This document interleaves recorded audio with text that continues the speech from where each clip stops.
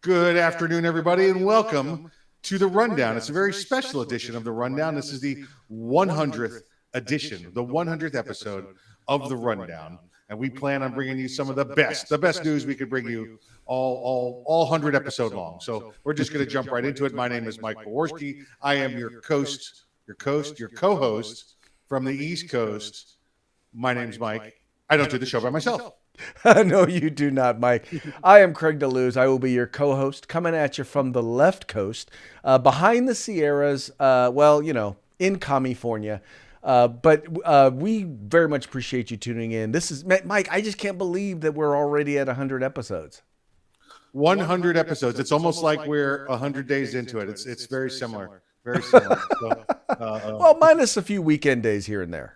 Yeah, and I think we did miss one day. We had some technical difficulties. We had I had some solar flares with a mudslide and a flood, and it just knocked us off the first attempt at the 100th episode. So we are here though, and we are ready to bring to you all things good. Craig, we got volumes, levels are good. We're good. We're gonna rock it. We're gonna show it to everybody. Volume levels are good. People seem to be just starting to catch on and tune in. Excellent. So let me ask you, Craig, because it's been a day since I've seen you. How have things been out there on the left coast, the West Coast? Well, as everyone out here in California is in the movie business, needless to say, I've been doing the same. It's funny because I've been working all day and then filming all night doing this horror flick. It's gonna be kind of interesting. We'll see how it turns out, but it's had me kind of dragging, just really kind of tired lately. Did you say it's a dragon movie? No, I've been dragging, and no, it is not a dragon movie. You're the dragon in the horror movie. Got it. That sounds pretty fun. I don't know what it's going to be, but Craig the Dragon. Hey, I like we're filming it in Stockton, which is close to the murder capital of California. So, needless to say, it's going to be interesting. You might need to be a dragon just to make it through Stockton. There you go. Wait, did I give away the plot? What's this thing you have with dragons today? You're the one who brought up dragons. I'm not me. I think it'd be kind of cool. A dragon horror movie in the hood. That's dragons in the hood. Dragons. Look, there you go. How much is that script going to cost me? I just came up with the idea for it. Dragons in the hood. Dragons. It's a Mike Lee film. So there we go. Mike Lee. I didn't want to say Spike Lee because I'm Mike and I want to get some street cred, so I went with Mike Lee instead of Spike Lee. Yeah, good luck with that. But that's the East Coast guy. I wouldn't expect you guys to know about him out there on the West Coast. So that's it. That's us. Let's see. Things here in Florida are good, Craig. It's about 107 degrees sitting outside here. So I'm going to go try and cut the grass. If you don't hear from me again after that, it's because it was 107 degrees and I tried to cut the grass. So. And that would not be good. It was actually, we had several 100-degree days here. Wound up yesterday and today, though it's a little bit more mild. We're just in the 90s, although we've been experiencing some Florida-like humidity, which is kind of not common for us. Yeah, let me be clear on that. I don't want to be taking anything away from the desert or our friends in Nevada and Phoenix, that kind of area. But it's 94, 95 degrees here with the humidity. The heat index is 107. So, okay. Yeah. All right. I listen, but they say, listen, it's 94 degrees, but it feels like 107. Well, you know what it is then? It's 107. It feels like 107. It's 107. Okay, it's just the way it goes. So, same thing with the wind chill. Oh, it's 50 degrees, but with the wind chill, it's 30. Then it's 30. Okay, right. Stop that nonsense. Pretty much. Feels like. I mean, unless we're worried about how my lawn feels about it. My grass was okay with the wind chill, but not the regular temperature. So we're the ones that matter. Okay, we're the ones that matter. So right. Well, no. Wait. No. Now, remember, Black Lives Matter. I don't know if you say all lives matter, then that makes you a racist. So I did say all lives matter, but I'm also talking about you say all weather matters. Global warming and Arctic cooling. So okay, so climate change. So you're kind of balancing that out. That's how you're filling the equity gap. Yeah. Hey, do you recall? Listen, I actually had this conversation the other day with somebody. Do you recall when we were in elementary school, maybe even junior high, that the big scare that was coming was the new ice age? Oh yeah, most definitely. Okay. I was telling that to somebody the other day, perhaps a generation younger than us, and they were like, "No, it's always been pollution causing the global warming." I'm like, "No, like 30 years ago, we were worried about another ice age." And Well, no, and that's why we went from global cooling to global warming, and now they just call it climate change. So no matter anytime we have screwy weather, it's all the fault of pollution. listen, I had relatives move from New York to Florida because they were worried about the coming ice age. They thought, I guess they figured Florida was far enough. It's just that'd get them away from the glaciers moving after them. So, Hey, Mikey, before we move on, let's go ahead and say a big thank you to our sponsors real quick.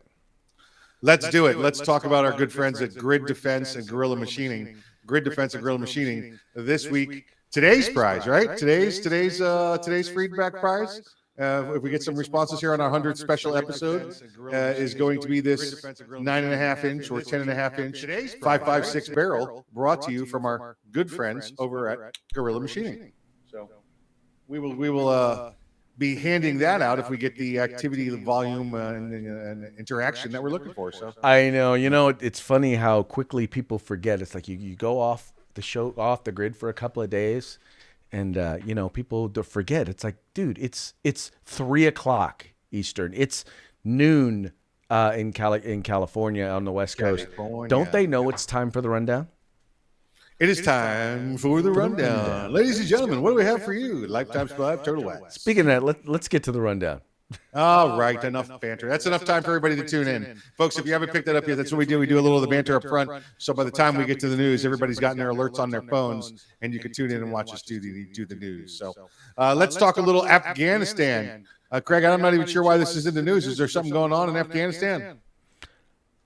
I do believe that we're looking kind of bad there in Afghanistan. I do believe that we have cut and run. Yeah, I heard they had a new election. They got themselves a new leader. So election via AK-47. They showed up and they said, "Look, I have the gun, so I'm the new president." Did not know that they actually did elections there amongst the Taliban. Well, it's like we wave the gun around and we elect to be in charge now. So that's. So would it be like offensive to call them the Tallywhackers instead of the Taliban? I do not think so. As long as we don't have to have a lineup of them and try and pick one out, that would be kind of weird. But it's up to you, I guess. That's a West Coast thing. So okay. So let's just talk about it real quick. And it's been all over. Obviously, it's been all over the news. If you guys do not know what's going on in Afghanistan, well, then you guys really need to pay a little bit more attention to what's going on internationally. The fact is what we've done. And once again, I think we've pulled out of Iraq, and everyone knew we were going to be pulling out of Iraq. The stupid thing was that our president decided he was going to tell them when, and needless to say, we wound up pulling out well before then. But all that aside, I think there's a lot of people on both sides of the aisle who were interested in seeing us leave. But the fact that our departure was as epic a failure as it has been, when the president of the United States is standing in front of a podium saying, "This is not Saigon, and we will not have people being airlifted from the roof by helicopter of the embassy." And Mike, that's exactly what we frigging saw. Listen, you have to understand Afghanistan. I don't want to take too long and make it a full 3-credit college course, but to give you a little bit of history of it. It's never been someplace that's been recognized internally as a nation or having national pride. Afghanistan is, unless you're in one of the 3 or 4 major cities, and even then you identify as a Kandahar, as somebody from Kabul, or Herat, someplace like that. For the most part, the people of there is no people of Afghanistan. You either have Pashtuns, Uzbeks, Tajiks, and they are just these tribes that wander around Afghanistan depending on the time of the year and where the industry is for them. It's a place that goes from 0 degrees with snow to 130 degrees in the summer. So they move around based on what the crop is or what the product is that they're making. So there's no borders like you would recognize anywhere else. You can walk from Pakistan through Afghanistan all the way into Iran, and it's never see a border or anything like that. You just go. It's just part of the area. So there's never been that national pride there. And I was there 15, 16 years ago last time, and we knew then that as soon as we left and took our checkbook with us, that country was going to fall to the first guy with a board with a nail in it. It has, again, no sense of national pride. We came through, built an army, and all we did was give them money. We trained them and we showed them some things, but every day you knew they were tolerating us because we were writing the checks, and they were just there to collect the money. There was no fighting them. We saw that. Now, but I want to say that the policy of those that started this war, well, let's be clear. The Taliban started the war. We just took it to them. The President Bush, even through President Trump, was never to leave completely. It was to get out and diminish our presence there, but still leave 5,000-10,000 troops as a sustainment force, a training force, an advisory force, much the same way we did in where were those places? Japan and Germany after World War II. The kind of place that, guess what? The war hadn't started back up in Iraq because we still have some stability troops there. But because we decided to get to zero in Afghanistan, the Taliban went, oh, look, zero threat, let's roll. Well, and not just that. And once again, it wasn't even a function of people not wanting us to get out or people not wanting to get out. But how do you not know? I mean, here's the worst part is you have people who are now coming out and saying, look, we told the administration that this was going to deteriorate as fast as it did. We told them that it was going to take absolutely no time for the Taliban to take things back over.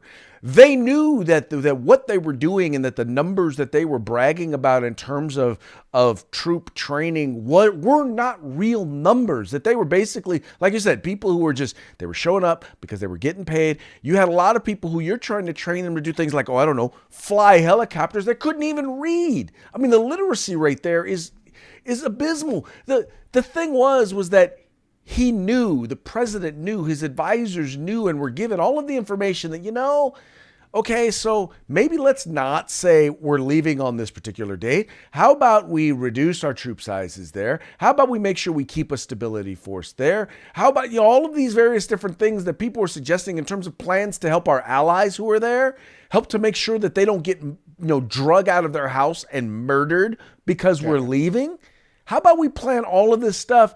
And Biden administration had no desire to do any of it. They were like, no, that's not going to happen. That's not going to happen. And exactly what they said wouldn't happen happened. Yeah, no, they had a number on a calendar. September 11th was the 20th anniversary of the 9/11 massacres, and they decided that's when they were going to get out by. They're going to take everything out, all the people out. We're going to leave tons of equipment behind, evidently. And listen, he had people lying to him. This is what happens all the time. You get the top generals, you get these ass kissers in there that want to be, make that third star or fourth star, so they're going to go in there and lie to them and keep their fingers crossed. Well, anybody that's ever been over there in that country, I don't care if it was a private or a general, knew that place was never going to be able to defend itself for more than 5 minutes when left on its own. And that's exactly why, what happened. And that's why you have to be able to lean on the civilian advisors in your administration to be able to have enough experience to know that and advise you of that.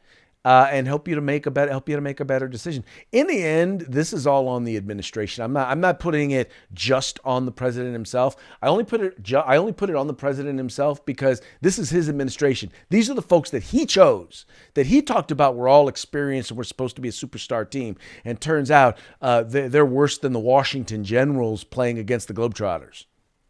Yeah, they made the Taliban look like the Globetrotters. Yeah, and listen, I will say it is Biden's fault. He got up there the other day and said the buck stops there. So guess what? You picked the team, right? You should have picked Barkley, right? Like that girl in the commercial. The worst part about the buck stopping there is under his administration, it's only really worth about 15 cents now. Yeah, that's true. That's true. Unless you go to China, you go to the Ukraine, you get a bunch more of them though. They'll give them to you. Well, if your name's Biden, sorry. All right, let's keep rolling. Let's keep rolling about the President Biden. Now that we're not going to be spending all of this money in Afghanistan doing nothing, I guess what we're going to do now is give historical rises and increases in food stamps to those people that have refused to go out and get jobs after the COVID because they're too scared to go, or they're already getting paid too much to stay home. So what are we going to do about that, Craig? How are we going to deal with that? We're going to give them more money and more benefits, because that's how you, ladies and gentlemen, buy votes. It's how you buy votes. That's pretty much all it is. It's what he's talking about doing right now is basically buying votes. Gavin Newsom is doing the same exact thing as he faces a recall here in the state of California. Let's just give them money. Let's just send them money. Let's send them checks. And in this case now, let's give them free food. Well, let me put it this way. I'm not going to say that he doesn't realize this, but the people who are getting it don't realize that eventually all of this stuff has to be paid for. Eventually, someone is going to pay the bill. The bill will eventually come due. As they say, there's no such thing as a free lunch. In this case, no such thing as a free lunch, breakfast, or dinner. But eventually, someone's going to have to pay the price. And what we're seeing now is massive spending. And like you said, getting people dependent on the government. And what happens is you start factoring in, okay, well, I got these food stamps. I'm now going to be depending on these things. I got to keep the person in office who is going to continue to give me this free stuff now that I'm counting on it. Yeah, listen, Craig, I've said for a while here, that one of the things that's going to happen when I'm president is that we're going to get rid of the right to vote if you receive public assistance. Now, if you get VA benefits, that's yours. You've earned that. If you've gotten unemployment, you've paid into that, whether it be the 3-month or the 6-month. That's your money. Now, if the government decides to subsidize that afterwards, no, you're out. You're out. If you're collecting your Social Security check after you retire, that's your money. But all that other stuff, government help, I had 17 kids, or I can't have a job because it hurts when I do this. So I need you to pay me money. Well, guess what? While you're receiving money from the government, you lose your right to vote, because otherwise it's a conflict of interest. It's a clear conflict of interest. It's a conflict of interest. Would we do that in the court system? Would you think we'd let that happen in the court, Craig? Your Honor, I would like to introduce the star witness, who, by the way, is on the payroll for you, Your Honor, and the defendants. Is that cool? We're all cool with that? Okay, good. Now let's go back in the jury box and vote. Well, as Fiber Optic there on YouTube points out, he says, just another step towards a path on dependency and socialism. But, hey, as he also noted, America is generous, especially when it comes to our weaponry. Yeah, exactly right. Listen, if you're looking for an Apache, get your butt over to Afghanistan. You can get some too. And I'm not making any Native American slurs when I say that. That's the name of the helicopter. That is the name of the helicopter. And you never know, there might actually be a government assistance program where you can get it for free. Oh, you could? You could go right over there. I heard that we left plenty of them there. Plenty of them. So now, how do you leave helicopters when you can fly them out? Craig, there you go with that logic again. How do helicopters get left behind? They're like, did you bring the helicopters with you? No, I thought you were bringing the helicopters. I thought you had the helicopters. I thought that was your thing. It was my thing. I thought it was your thing. Don't worry about it. It's not like we could have. By the way, folks, just want to remind you.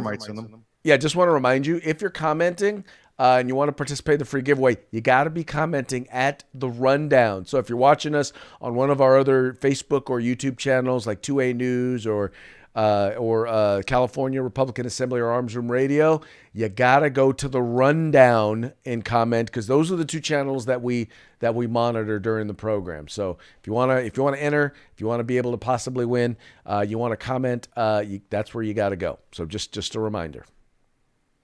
Yep. So yeah, if you want some food stamps, give Biden a call, or an Apache helicopter. Go to Afghanistan, tell them the chief of staff sent you, and you can get yourself one. Yeah, don't go to The Rundown, because you ain't getting it from us. No. Not that. We're not giving away Apache helicopters to commenters, just in case you mistook that. That's a bite. Craig, speaking of Apache helicopters, it reminds me of a joke. We got time for a joke? Yeah, we got time for a joke. Here we go. Craig, what do you call it when you make plans to stay on a Native American land and then you have second thoughts about it? You have reservations.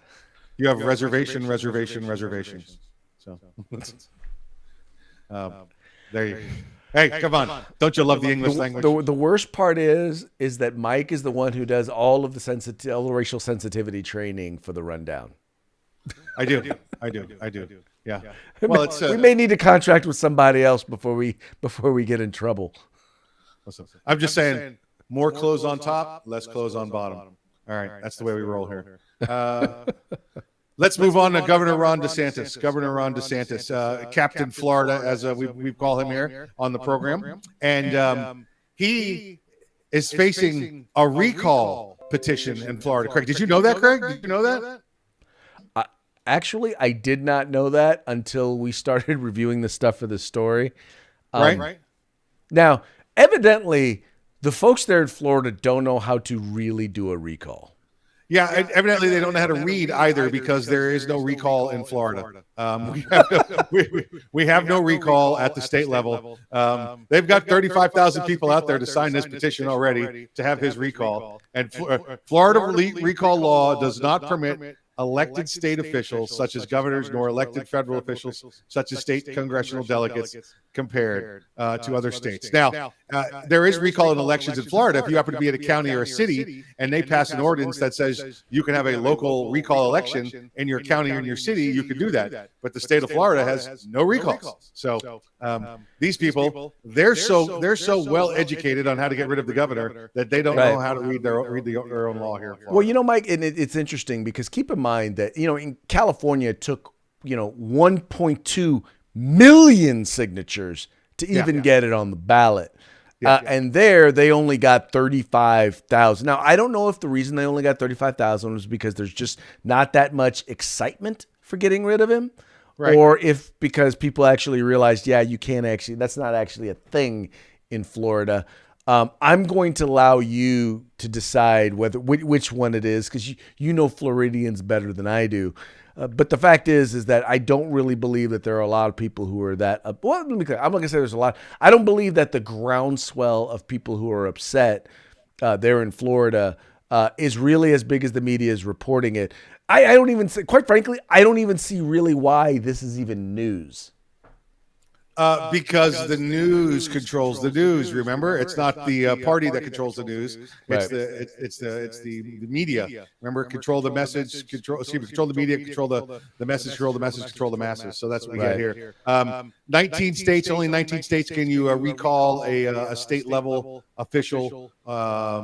34 states allow you to have local elected officials. You can do recall like Florida, and only 14 states allow you to do no recalls at all. So, dude, I wanted to tell you. So, Fiber Optic is on a roll today, man. He noted that Taliban press secretary assures the world that the Apache helicopters will be used for peaceful purposes. Tourist sightseeing only. Now, if those tourists happen to fall out of that helicopter at 1,000 feet, that's not their fault. You mean the Kabul Skydiving Club, the new Kabul Skydiving Club, so. which does not include parachutes. Well, it does. You just got to bring your own. You just got to bring your own. I mean, if you want it for free, you don't expect us to give you the equipment. You got to bring your own. So, and I'm sure we left plenty behind. So just go pick them up. I'm sure we left plenty of parachutes behind. Let me give you another little Ron DeSantis update this week that's gone on. There's been a little battling back and forth. We've talked to you about him in the school board, specifically the school boards in Broward County, which is probably where, Craig, if there's 35,000 people on the petition signature, that's because 17,500 people down there voted twice in Broward County. That's just the way Broward County is. And then we have Alachua County, which is up around Gainesville, which is Gator Country. And inside the town, because of the college, it's become rather liberal. So you've got those two counties saying, we're not going to do this. Well, they had a little fight back and forth where the governor said, fine, we'll just suspend your state money. And then, Biden, because he couldn't stay out of this one, he knew what was going on in Florida, didn't know what was going on in Afghanistan, came down and said, well, we'll make up that federal money with the COVID funds, and we'll just send some COVID money.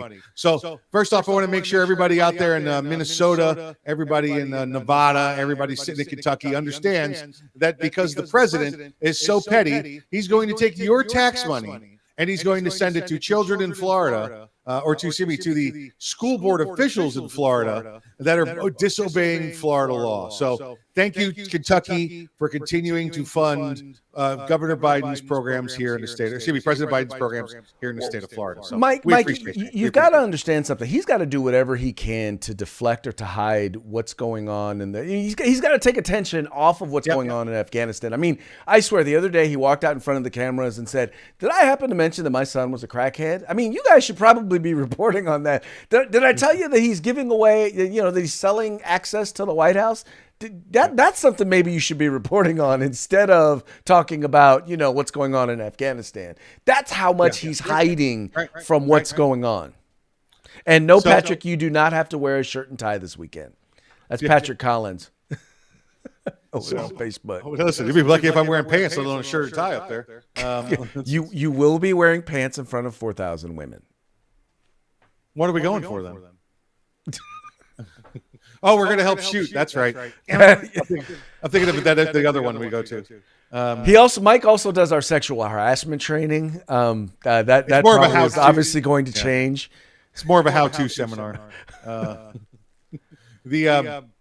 Let's see. So Governor DeSantis, his Attorney General, and the Department of Education chair down here in Florida have made it clear now to Alachua County and to Broward County. Sure, go ahead, cozy up to Biden if you want. You're the one breaking Florida law. We're prepared to remove you from office and arrest you if need be. Yep. So there you go. He's laying it down. He's coming over and he's going, there you go. What do you think of that? What do you think of that? Go ahead. So it's as we say in Florida, it's fitting to get real. It's fitting to get real.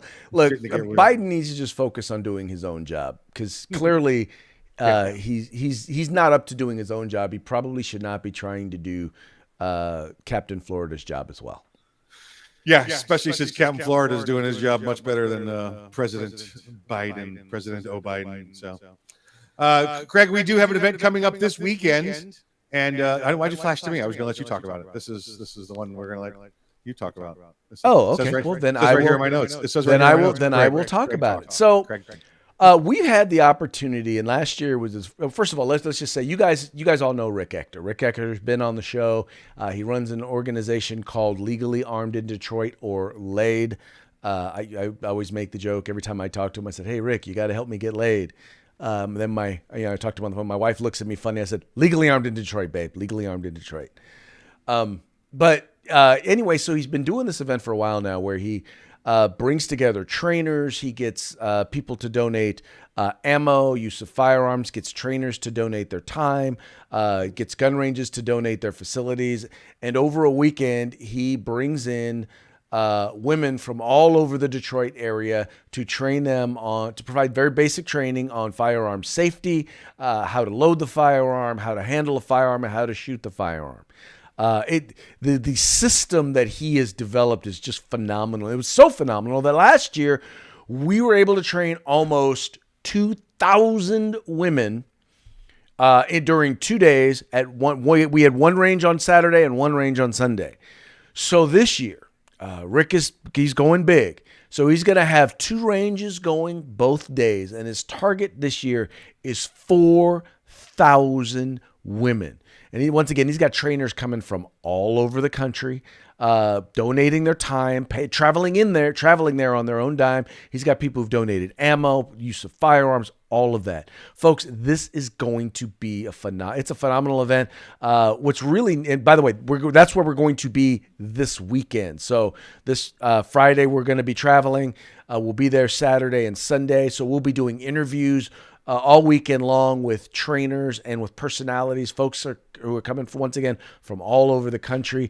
And it's a really neat event because you see all sorts of people. You see black, white, brown, you see rich, middle income, poor. You see people from all walks of life, all these women, some of them liberal, some conservative, but people from all walks of life there for the same reason. And it's exciting, especially when you get a chance to see folks who are shooting for the first time.